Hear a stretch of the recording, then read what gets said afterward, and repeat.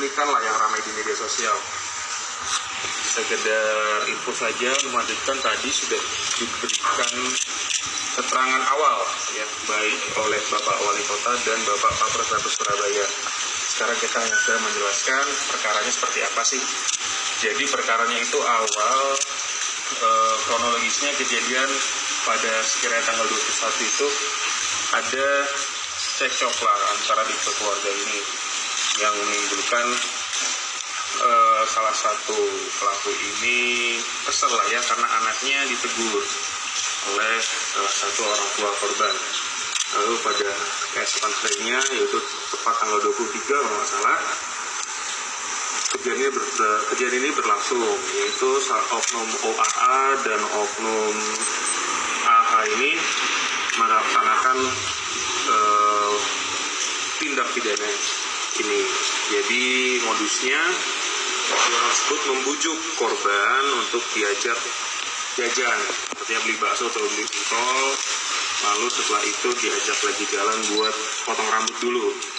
Setelah potong rambut diajak ke kos-kosan di Kedung Tarukan kalau nggak salah, lalu baru setelah itu berangkat ke Pasuruan menggunakan motor berboncengan, 2 motor. Ini foto-foto motornya yang udah ada, nggak bisa kita bawa ke sini. Nah, dari kejadian tersebut, terima kasih juga teman-teman media karena bantuannya juga kita bisa mengungkap perkara ini. Dari unit Resmob dan teman-teman Polsek Tambak-Sari kita gerak cepat, cek TKP, kita melakukan penyelidikan, mengerucutlah dan akhirnya teranglah perkara ini. Sampai tadi malam kita bergerak dan alhamdulillah kita berhasil mengamankan kedua tersangka ini. Satu kita amankan di Surabaya, satu kita amankan di Pasuruan. Begitu juga oknum A, si adik kecil kita ini kita amankan juga di rumah salah satu tersangka. Untuk perkenaan pasalnya tadi sudah dijelaskan juga oleh Pak Kapolres ke depan. Kita kenakan pasal 3 juga pasal 76F Undang-Undang Perlindungan Anak. Itu aja. Ada yang bertanyakan? Perlakuan tersangka terhadap korban selama lepas dari pengawasan orang tua seperti apa? Sejauh ini tidak ada perlakuan kekerasan ya. Masih ini pemeriksaan masih berjalan. Sejauh ini belum ada, Mas. Mau nanya-nanya ke pelaku? Iya, boleh. Oke. Tujuan kamu menculik apa? Yang inisiator deh. Boleh. Tujuan menculik kenapa, Pak? Karena kita sakit hati ya. Dari dulu saya disakiti, saya difitnah, saya pokoknya sampai saya ninggalin rumah. Sampai kemarin itu terjadi ditekan sama anak saya, sampai anak saya ditangkap oleh orang tua korban. Jadi ya kita sangat sakit hati lah. Karena sering difitnah, dicaci maki di hadapan umum, di kata-katain anjing dan lain-lain di muka umum, yang memang tidak selayaknya lah disampaikan sama-sama manusia, tidak layak sebenarnya. Cuman kita sudah mendem, selama ini sudah mendem.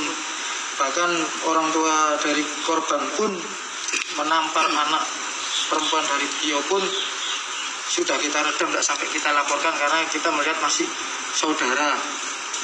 Tapi beliaunya masih seperti itu ke keluarga AH ini dengan masalahnya cuma sepele, hanya warisan. Warisan. Karena beliau ingin meng-HI sebenarnya di rumah itu, meng-HI rumah itu. Dan anak terkecil beliau diserang mentalnya. Namanya anak kecil dipres mentalnya, ya jelas takut sama orang dewasa. Apalagi lebar nih jadinya nih. Kenapa kepikiran buat menculik, Pak? Sebenarnya bukan kepikiran, kita hanya mendadak. Jadi di saat kita habis pulang kirim makan buat putra beliau, kebetulan si korban ini melintas, tidak mau bermain. Memang kita mau bermain di mana, kita mau bermain di mana? Kebetulan lewat, ya udah kita panggil lah kok mau, dipanggil beliau juga mau, akhirnya ikutlah ke kita gitu. Tapi selama korban sama saya tidak ada kekerasan sama sekali karena saya anggap sebagai putri saya sendiri. Sempat bilang ke pihak keluarga terkait dengan membawa korban ini? Menghubungi atau Maksudnya? menghubungi keluarga kalau mau.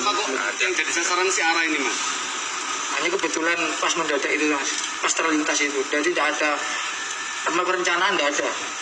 Tidak ada perencanaan sama sekali. Tidak ada. Rencananya setelah diculik itu mau diapain?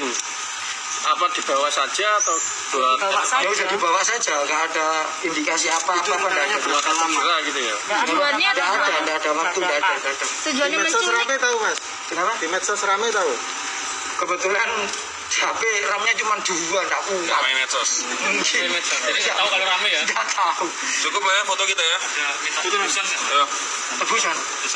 Yang bilang siapa yang minta tebusan? Iya bukan tuh, yang kita telusuri bukan dari sini ya. Yang ada info juga ada tebusan. Ada beberapa orang yang memanfaatkan lah, tapi bukan dari melapor. Oke, foto dulu lah kita. Oke, dapat kita saksikan bersama ini merupakan dua pelaku kasus penculikan. Namun dikarenakan menurut pengakuan dari pelaku sendiri menyebutkan bahwasanya memang pelaku ini menculik dengan dasar sakit hati dengan keluarga atau pihak keluarga dari sang korban yakni Ara. Kita saksikan bersama dua pelaku sudah diamankan di tempat yang berbeda dan mereka diamankan di kota Surabaya di rumahnya pelaku dan juga di Pasuruan yang menjadi tempat persembunyian pelaku. Oke, jawab. Makasih. Boleh, mau minta maaf nih. Boleh. Dengan ini saya